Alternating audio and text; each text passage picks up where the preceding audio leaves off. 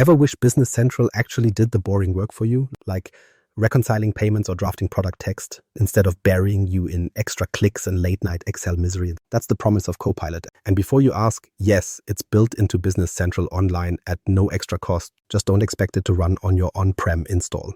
Here's the catch. Most admins never look past the canned demos. Today, we'll strip it down and show you how to make Copilot work for your business. By the end, you'll walk away with a survival checklist you can pressure test in a sandbox. And it all starts with the hidden menu Microsoft barely talks about. The secret menu of Copilot. Copilot's real power isn't in the flashy buttons you see on a customer card. The real trick is what Microsoft left sitting underneath. You'll find those extension points inside the system.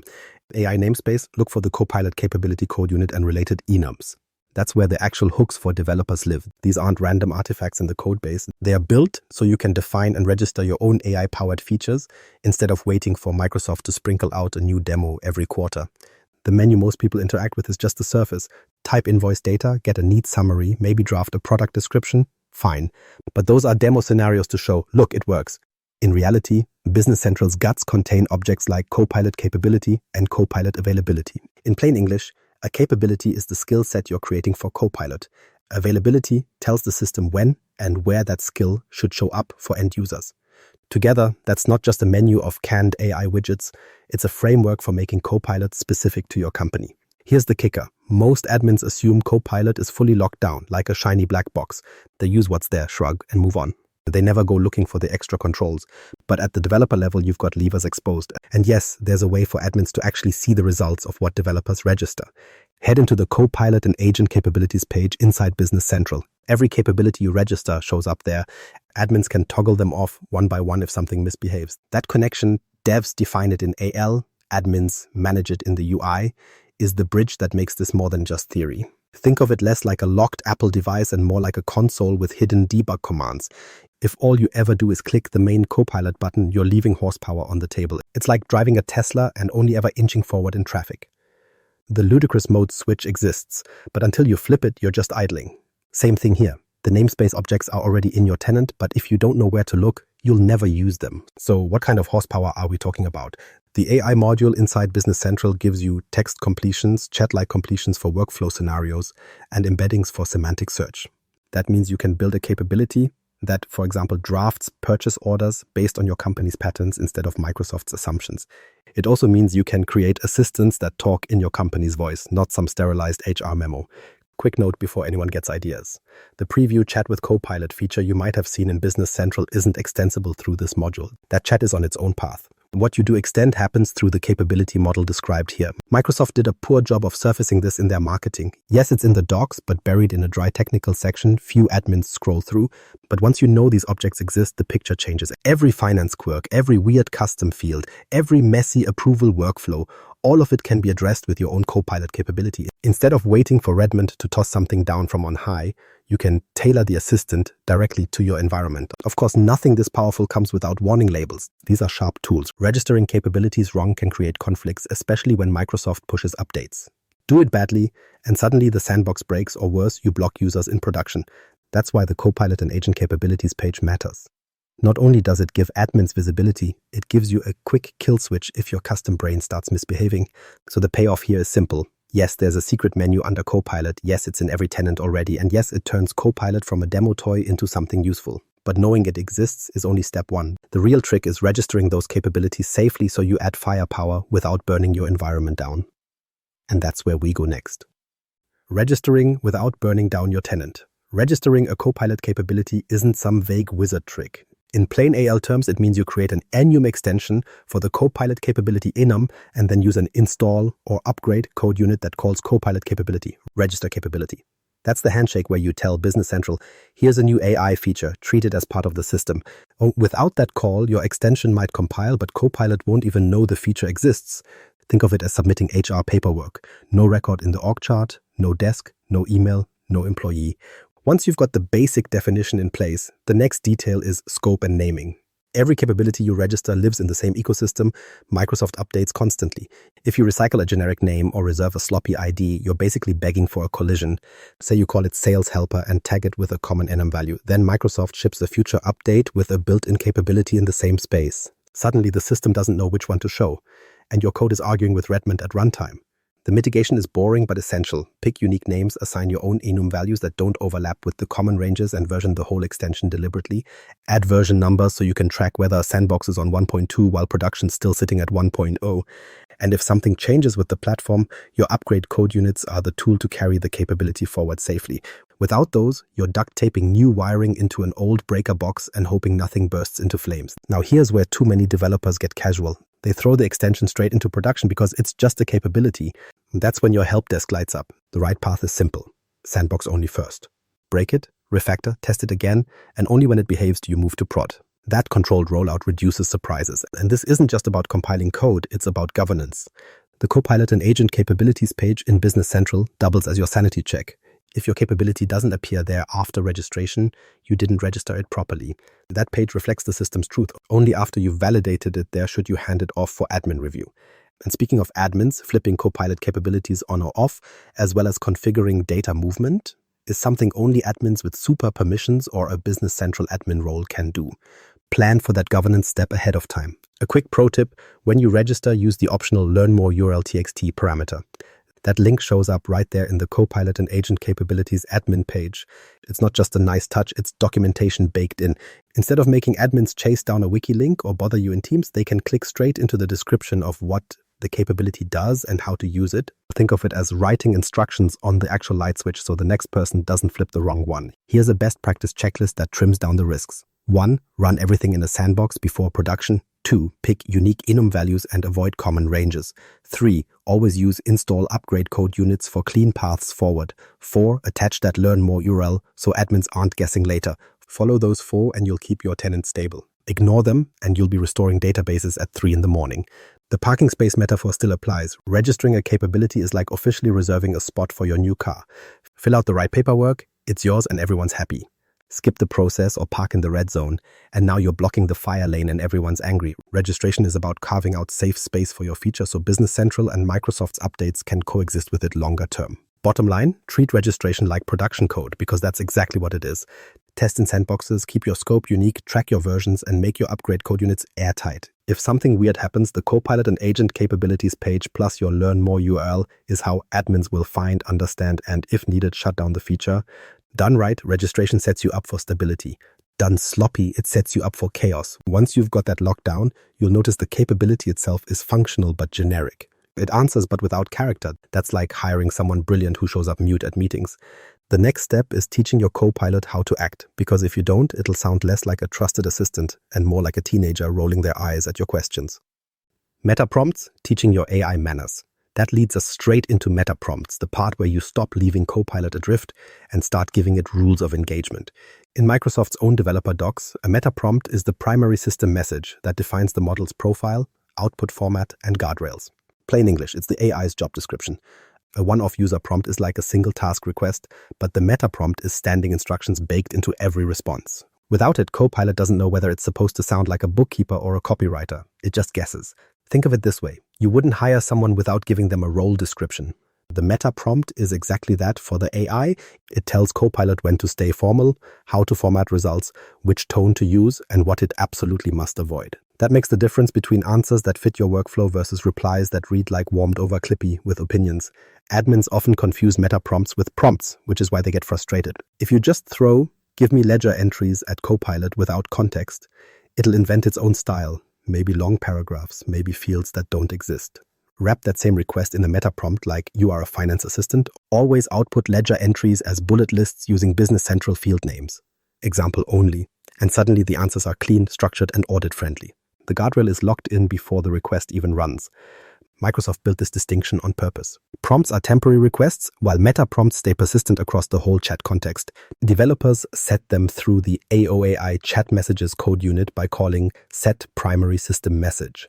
Storing the meta prompt itself in isolated storage means your extension can retrieve and update it safely, rather than hard-coding text into the AL file. If you've skimmed the docs, you'll see examples using isolated storage, set, and isolated storage. That's the right model for production. It keeps your meta prompt available but locked away behind the extension's security boundary. Now, into the nuts and bolts. When you send user input to the Azure OpenAI service through Business Central's AI module, you're dealing with token budgets and temperature settings whether you like it or not. Token budgets matter. Your meta prompt plus the user's prompt all count toward the model's token limit, so don't cram in a novel-length system message. Keep it precise. And temperature controls randomness. Set a load temperature near 0 for finance scenarios where you need deterministic, field-accurate outputs. If you're building a marketing capability and want more colorful drafts, raise the temperature and let it improvise. This isn't guesswork, it's in the build guides. Another compliance reminder. Auditors won't care about your creativity. They care that the numbers match. Your meta prompt should include explicit formatting rules, response structures, and restrictions on irrelevant commentary. That way, Copilot outputs don't just look nice to users, they survive downstream systems and audits. Treat the meta prompt as part documentation, part risk control. The personality split is where this gets fun. Marketing Copilot's meta prompt might tell it to use persuasive language and brainstorm product slogans, while Finance Copilot says output structured journal entries with no adjectives. Same underlying AI, completely different results because you defined the personality ahead of time. That's the difference between practical automation and gimmicky outputs that nobody can actually use. And even though this section is about manners, you can't ignore the hard plumbing. Meta prompts only work if the connection to Azure is set up correctly. The AI doesn't process them locally in Business Central. It passes everything through the Azure OpenAI backend. Mess up that pipeline and it won't matter how well you wrote the rules. You'll still get failures and maybe worse, misfired keys. Bottom line, prompts are requests, meta prompts are standing orders. Get them right, store them securely, check your token math, and set temperature to match the job. That's how you turn Copilot from a random chatterbox into a role-specific assistant you can actually trust. Do it sloppy, and you'll be spending nights editing nonsense out of reports. But even the best-worded meta prompt won't save you if your credentials are wide open. And that's where the real danger lies, not in tone or format, but in how you store and protect the keys that let Copilot talk to Azure AI the first place. Guarding the keys, Azure security done right. Guarding the keys isn't glamorous, but it's where you either keep your tenant safe or end up filing incident reports. When Copilot calls Azure OpenAI, it needs 3 things every single time. The resource endpoint, that's your Azure OpenAI resource URL, the deployment name, and the API key. Together, those 3 are the handshake that proves your tenant is allowed to talk to the model. Leave any one of them exposed and you're not doing AI, you're doing breach simulation. Let's be blunt, never under any circumstance hard code those values into AL. If you bake an API key into your code or shove it in GitHub for convenience, you've basically invited credential scanners to treat your repo as a buffet. Developers may shrug it off as just testing, but repos are constantly crawled for exposed secrets. That's how real customer data ends up on paste sites. You can't fix that with a patch Tuesday. The safe path has already been spelled out by Microsoft. For development and test work, isolated storage in AL is your go-to. Picture it as a locker inside your extension. Keys go in, and no other extension can peek at them. It keeps things contained, lightweight, and simple. That's perfect for sandboxes and dev builds. But don't fool yourself, isolated storage is not production grade. Its local scope makes it handy for iteration, but it isn't designed to be your vault once real users and real data are on the line. But when you ship to production, the only responsible move is App Key Vault or Azure Key Vault if you're deploying broadly. Think of this as renting a bank safe instead of hiding cash under your desk drawer. Key Vault keeps your API keys in a secure, access-controlled container with proper logging and rotation policies. You integrate your extension with it, call what you need at runtime, and never expose the raw key in code. That's the pattern auditors actually like because it proves the secrets were never floating around in plain text. It's boring governance, but boring is exactly what you want when compliance teams show up. Here's one detail straight from the docs that makes a difference. In AL, you can store the API key as secret text. That way, even if you step through debugging, the key doesn't pop up in clear text for anyone to screenshot. Secret text is exactly what it sounds like. It hides sensitive values at runtime. If you take nothing else away from this section, remember that option exists. It closes off one of the dumbest leak vectors: accidental developer exposure in the debugger. Now, let's spell out the do's and don'ts like real admins talk. Don't embed API keys in AL code or paste them into repos. That's credential harvesting bait. Do use isolated storage for dev and testing so you keep your team productive without sending secrets through plain text. Don't drag that dev pattern into production. It's not a vault, it's a filing cabinet. Do wire your production build to Key Vault. It's the only place those keys belong long term.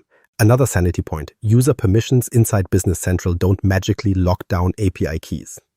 Copilot inherits access control on business data, sure, but keys are about authenticating the whole service. If one gets loose, outsiders can impersonate the whole integration. So stop pretending permission scoping saves you there. It doesn't. And if you want to validate your setup, the official route is the set authorization sequence in the Azure OpenAI code unit. That's where you feed in the resource URL, deployment, and API key to prove everything lines up.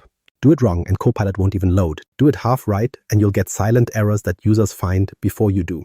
The fix is simple. Follow the chain in order, test it cleanly in dev, then hand over to pre-prod, then production. 3 environments, 3 sets of keys, 1 pipeline that actually works under load. So here's your checklist to stay out of trouble. Isolated storage in dev, Key Vault in production, wrap your API key in secret text, never embed values in code, and always run the set authorization chain end-to-end before you call the job done. That pattern keeps your Copilot integration alive, secure, and compliant without midnight fire drills. With the security piece handled, the next challenge is less about where to hide the keys and more about how to make all the parts connect without constant error messages. Because having a capability, a meta prompt, and a secure key doesn't help much if they sit in silos and refuse to play nice. That's where wiring the workflow comes in. From blueprint to reality, wiring the workflow. So now we're talking about what turns loose parts into an actual working Copilot flow. You've registered a capability, scoped it out, secured the keys, and written the meta prompt. But unless you line them up in the right order, all you get is a shiny button that either errors out or quietly does nothing until users start filing tickets. Here's the sequence boiled down to 5 spoken steps. Step 1, capability. Step 2, availability. Step 3, authorization. Step 4, meta prompt. Step 5, pilot. Remember those 5 and you'll always have the wiring diagram in your head. Capability gives the skill, availability sets the audience. Authorization wakes the brain. Meta prompt gives manners. Pilot proves it actually works. That's the whole loop. Step 1, capability. In AL, that means you extend the Copilot capability enum with an enum extension, then register it in an install or upgrade code unit by calling Copilot capability. Register capability. That's the official job posting that says, here is a new assistant skill, give it a slot in the system. Without that, Business Central never even knows your feature is supposed to exist. Step 2, availability. Once the skill is defined, you scope where it shows up. That's controlled through the Copilot and Agent Capabilities admin page. You decide, is it marked as preview, internal only, or generally available? Dev thinks of this as metadata, but for admins, it's the toggle switch for rollout. Use it. If you skip this step, you'll risk exposing half-baked features to every user before they're stable. Step 3, authorization. Now you connect the Azure OpenAI backend through the Azure OpenAI code unit. You need the classic triple: resource endpoint, your Azure OpenAI URL, deployment name, and the API key. Call Azure OpenAI.set authorization with those values. If capability was the job ad and availability the contract, authorization is the ID badge to get your assistant in the building.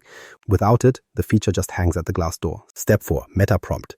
Here you inject the standing instructions that shape tone, structure, and formatting. Use AOAI chat messages. Set primary system message to fetch the meta prompt you stored safely in isolated storage or in production referenced from Key Vault. That's where you say you're a quote assistant or you're a finance helper and lock down what output should look like. Without it, the assistant just shrugs and makes it up. Step 5, pilot. Roll it to a small group first. Give them the capability, capture feedback, and watch telemetry. The AI module logs usage so you can see whether it's producing clean outputs or spamming junk. And before you expand, you need a rollback plan. The good news, the Copilot and Agent Capabilities page doubles as your ripcord. Admins can deactivate individual features instantly if something starts misbehaving. That same page also shows the Allow Data Movement Across Geographies toggle if your Azure setup crosses regions. If you see that surface, pay attention. Someone in compliance will. Let's nail this sequence with a field example. One team built a sales order suggestion Copilot. They started with an enum extension for Copilot capability and tied it into an install code unit. They flagged it as preview in the Copilot and Agent Capabilities page, so it was visible only to test users. Then they called Azure OpenAI set authorization with the endpoint, deployment, and key, so the model would actually respond. Next, they wrote a meta prompt into isolated storage and set it with AOAI chat messages. Set primary system message. You're a quote assistant, suggest bundles and format them as item lines, no extra chatter.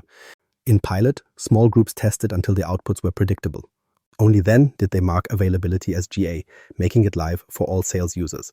The result, a Copilot that recommended bundles instead of typing fluff. The governance layer here isn't optional. If something goes crooked, admins can flip the toggle off before users call in. That breaker-switch mindset is what keeps custom Copilots productive instead of disruptive. Apply it like you would with any extension. Staged rollouts, limited scope, measurable testing. AI doesn't get a free pass. Run each part in isolation when you test. Don't wire the whole chain and hope. Validate capability registration, check that availability surfaces properly, confirm authorization with set authorization, then confirm the meta prompt sticks in responses. Only once each piece works do you let end users touch it. That's the blueprint to reality bridge. Put simply, capability defines the skill, availability scopes the audience, authorization opens the door, meta prompt sets the rules, and pilot proves the system won't embarrass you. Get those right and you're ahead of the official feature rollouts. And that brings us back to the bigger point. These steps are what let you shape Copilot around your business, instead of marching along with whatever prepackaged demo Microsoft shows on stage. So here's the wrap-up. 3 things to keep in your head. 1. Extend Copilot through System AI by registering capabilities. 2. Secure the Azure connection. Use isolated storage while you're testing, but move those keys to Key Vault in production. 3. Pilot and govern features from the Copilot and agent capabilities page, so admins always keep the kill switch in hand. One quick reminder for the governance folks: Copilot inherits user permissions, so it never reads what the user can't access. And Microsoft isn't training models on your tenants' data unless you explicitly allow it.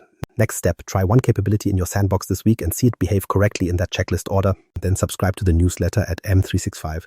Show for survival guide updates and follow the M365 Show LinkedIn page to catch live streams with MVPs who've already broken this stuff and fixed it.